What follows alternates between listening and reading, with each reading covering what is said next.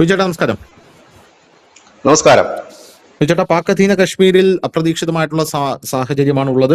അപ്പൊ ഈ സാഹചര്യത്തെ മറികടക്കാൻ പാകിസ്ഥാൻ ഏത് വിധേനയും എന്തും ചെയ്യുമെന്ന് ഇന്ത്യക്ക് അറിയാം. അങ്ങനെയുള്ള ഇന്റലിജൻസ് റിപ്പോർട്ടൊക്കെ നമുക്ക് ലഭിക്കുന്നുണ്ടെന്ന വാർത്തകൾ പുറത്തു വരുന്നുണ്ട്.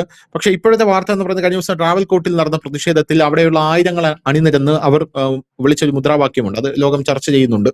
പ്രത്യേകിച്ച് ഇന്ത്യൻ മാധ്യമങ്ങൾ ചർച്ച ചെയ്യുന്നുണ്ട്. അവർ പറയുന്നത് POK is not a part of Pakistan എന്നാണ് അവർ പറയുന്നത്. പാക് അധീന കശ്മീർ, അതായത് ഞങ്ങൾ നിങ്ങളുടെ ഭാഗമല്ല എന്നാണ് അവർ പറയുന്നത്. അതൊന്ന് പോരാത്തതിന് ഇപ്പോൾ ആയിരക്കണക്കിന് ആൾക്കാർ പാക് അധീന കശ്മീരിൽ ഇന്ത്യയുടെ അതിർത്തിയിലേക്ക് എത്തുന്നു എന്നുള്ള, തമ്പടിക്കുന്നു എന്നുള്ള റിപ്പോർട്ടുകൾ പുറത്തു വരുന്നുണ്ട്. അതിന്റെ കൂടെ ചേർന്ന് നമ്മൾ വായിക്കേണ്ട മറ്റൊരു പ്രധാനപ്പെട്ട ഒരു വാർത്തയാണ്.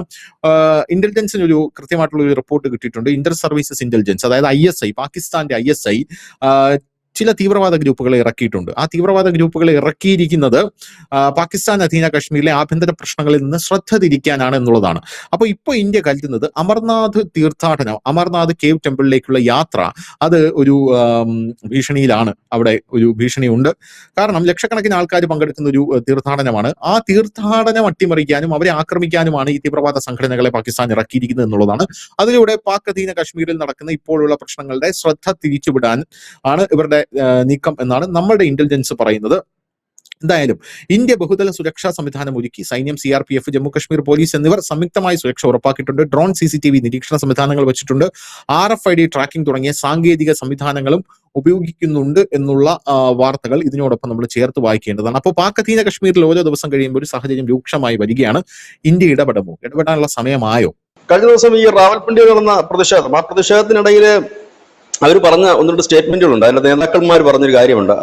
അവർ പറഞ്ഞ കാര്യം, പാകിസ്ഥാൻ ഞങ്ങളുടെ മേൽ യാതൊരു അവകാശവുമില്ല, ഞങ്ങൾക്ക് നിങ്ങളെ കൊണ്ട് യാതൊരു കാര്യവുമില്ല, നിങ്ങൾക്ക് ഞങ്ങളെ കൊണ്ട് കാര്യമുണ്ട്.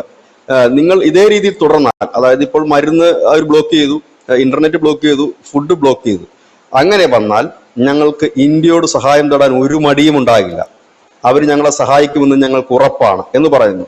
ശ്രദ്ധേയമായൊരു കാര്യം, നമ്മുടെ അതിർത്തി LOCക്ക് സമീപം ആണ് മറ്റൊരു വലിയ പ്രതിഷേധം കുറെ ദിവസങ്ങളായി തുടർന്നുകൊണ്ടിരിക്കുകയാണ്. അതായത് പാക് അധിനിവേശ കാശ്മീരിൽ ഇപ്പോൾ നടക്കുന്ന പ്രക്ഷോഭം ഏതെങ്കിലും ഒരു സ്ഥലത്ത്, റാവൽപിണ്ടിയിലെ ഈദ്ഗാഹ് മൈതാനിലാണ് അവരുടെ ഏറ്റവും വലിയ പ്രതിഷേധം നടക്കുന്നത്. ഡെയിലി 70,000 തൊട്ട് 1,00,000 പേര് വരെ, സ്ത്രീ കുട്ടികളുമടക്കം അത്രയും പേര് ഡെയിലി പങ്കെടുക്കുന്നുണ്ട്.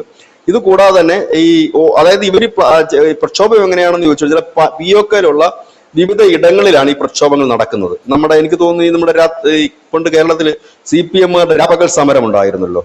പല പഞ്ചായത്തിലും സെക്രട്ടേറിയറ്റ് വാതിലൊക്കെ രാപ്പകൽ സമരം, മനുഷ്യന് ഓർമ്മയുണ്ടാകും. അത് അവരിങ്ങനെ 24 hours അതേ മാതൃകയിൽ POKയിൽ ഒരു രാപ്പകൽ സമരമാണ് നടക്കുന്നത്. അതിൽ ഒന്ന് നടക്കുന്നത് നമ്മുടെ LOCയിലാണ്.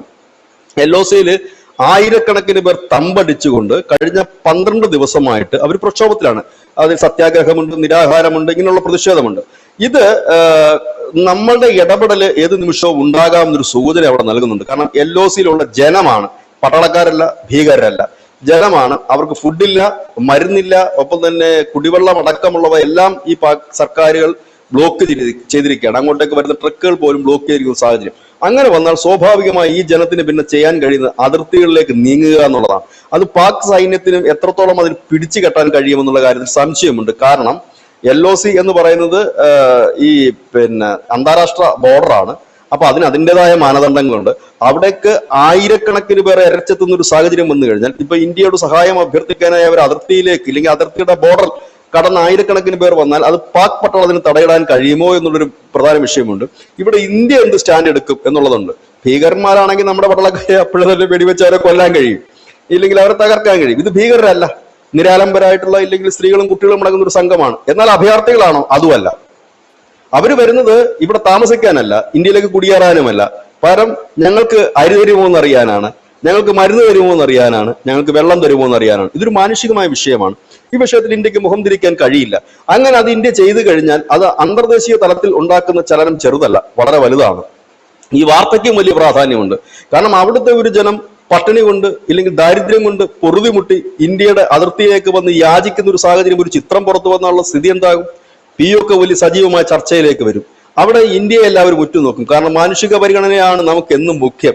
ഈ കഴിഞ്ഞ ദിവസങ്ങളിൽ വെനസ്വേലയിലുണ്ടായ ഭൂകമ്പത്തിലും ഇന്ത്യ ഓടിയെത്തി, നമ്മുടെ മെഡിസിൻസും മറ്റു കാര്യങ്ങളുമായിട്ട്. ലോകത്തെമ്പാടും നമ്മളത് ചെയ്യുന്നുണ്ട്. അങ്ങനെ വരുമ്പോൾ നമുക്കിതിനെ കണ്ടില്ല എന്ന് നടിക്കാൻ കഴിയില്ല, ഒന്നാമത്തെ ഒരു കാര്യം. രണ്ടാമത്തെ ഒരു കാര്യം വെച്ചാൽ ഇത് നമ്മളെ സംബന്ധിച്ച് അന്യരല്ല. നമ്മുടെ തന്നെ ആളുകളാണ്, നമ്മുടെ പൗരന്മാരാണ്, കാശ്മീരിന്റെ ഭാഗമാണ്, കാശ്മീരിലുള്ള പലരുടെയും ബന്ധുക്കളും സ്വന്തക്കാരുമാണ് അപ്പുറത്തേക്കുള്ളത്.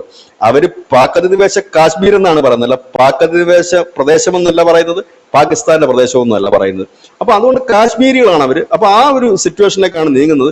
നമുക്കറിയാം, മുമ്പൊരു പ്രക്ഷോഭം അവിടെ നടന്നപ്പോൾ നരേന്ദ്രമോദിയുടെ ചിത്രമുള്ള പ്ലക്കാർഡുകൾ അവർ ഉയർത്തിയിരുന്നു, നമ്മുടെ ദേശീയ പതാക ഉയർത്തിയിരുന്നു. സമാനമായ രീതിയിൽ ഇത്തവണത്തെ പ്രതിഷേധത്തിന് നമ്മുടെ ദേശീയ പതാക അവർ ഉയർത്തുന്നുണ്ട്, പലയിടത്തും വീശുന്നുണ്ട്.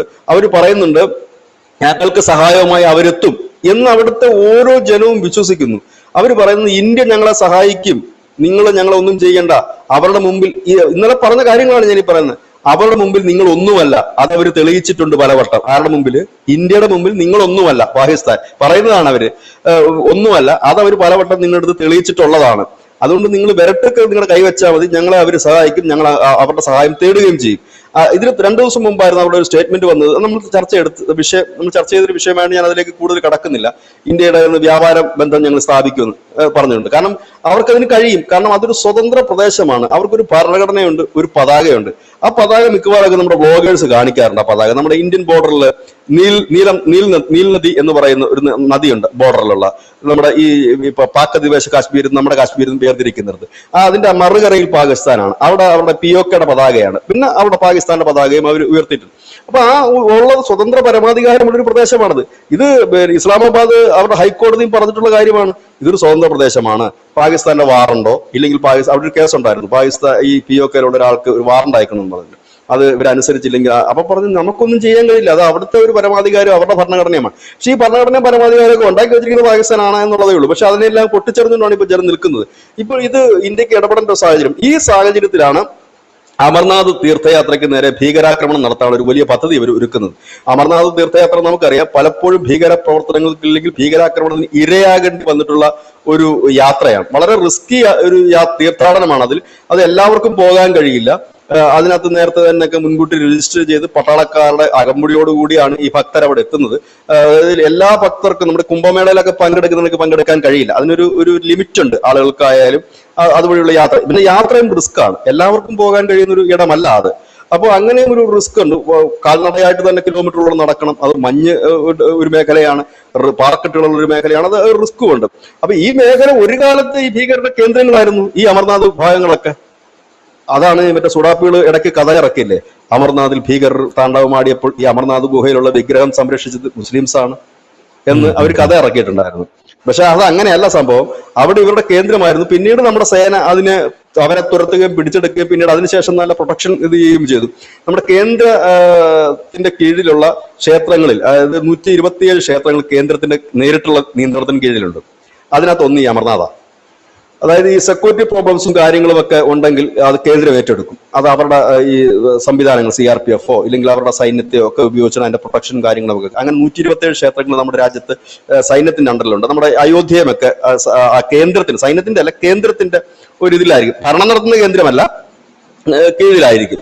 അത്തരത്തിലുണ്ട്. അതാണ് പണ്ട് ഇടയ്ക്കൊക്കെ പറഞ്ഞില്ല, ശബരിമല കൂടെ ഏറ്റെടുക്കണം കേന്ദ്രമെന്ന്. ശബരിമല അങ്ങനെ ഏറ്റെടുക്കാൻ കഴിയില്ല, അത് നമ്മുടെ സ്റ്റേറ്റിന്റെയാണ്. പക്ഷെ ഇവിടെ ഒരു ഭീകരവാദ പ്രശ്നങ്ങളോ കാര്യങ്ങളോ ഉണ്ടെങ്കിൽ ഒരുപക്ഷെ കേന്ദ്രത്തിന് അങ്ങനത്തെ ഒരു പോളിസിയിൽ കൂടെ അത് ഏറ്റെടുക്കാൻ കഴിയും. കാരണം അത് സുരക്ഷാ മുൻകരുതൽ എന്ന നിലയിലാണ്. അപ്പോൾ അത്തരത്തിലുള്ള ഒരു ക്ഷേത്രം കൂടിയാണ് അമർനാഥ്. അപ്പൊ അവിടെ ഒരു ഇതുണ്ടാക്കുക അവർക്ക് നന്നായി അറിയാം. അവിടെ ഒരു ഇഷ്യൂ ഉണ്ടായി കഴിഞ്ഞാൽ സ്വാഭാവികമായി എന്ത് സംഭവിക്കും? ഇന്ത്യ പ്രതികരിക്കുമ്പോഴത്തേക്കും ഈ POKയിലെ പ്രശ്നം, ബലൂചിസ്ഥാനിലെ പ്രശ്നം, ഖൈബർ പഖ്തൂണിന്റെ പ്രശ്നം, അഫ്ഗാനിസ്ഥാനുമായിട്ടുള്ള പ്രശ്നം, ഇതെല്ലാം ഒരു നിമിഷം കൊണ്ട് പാക് ജനത മറക്കും, ലോകം മറക്കും.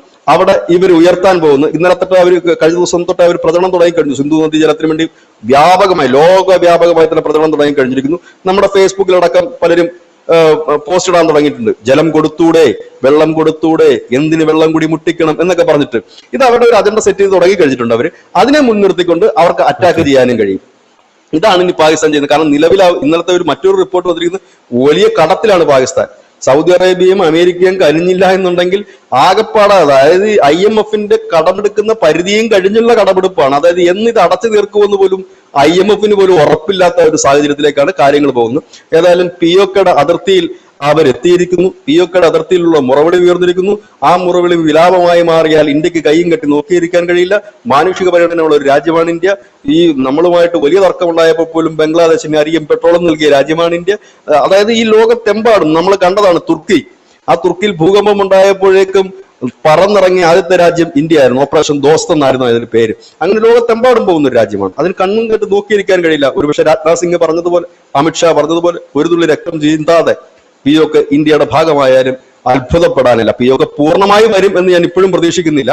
ഒരുപക്ഷെ POKയുടെ ഇന്ത്യൻ അതിർത്തിയോട് ചേർന്ന് കിടക്കുന്ന ഒരു 20 കിലോമീറ്റർ ഒരുപക്ഷെ വന്നേക്കാം. 20 കിലോമീറ്റർ എന്ന് പറയുമ്പോൾ അതിനകത്ത് നമ്മുടെ ശാരദാപീഠം കൂടിയുണ്ട്, ശങ്കരാചാര്യർ സ്ഥാപിച്ച ക്ഷേത്രം, അതുൾപ്പെടെയുള്ള ഒരു പ്രദേശം കൂടി വന്നേക്കാം എന്ന് ഞാൻ പ്രതീക്ഷിക്കുന്നു. നമ്മുടെ പ്രതീക്ഷയാണ് ഒരു പൗരൻ എന്ന നിലയിൽ.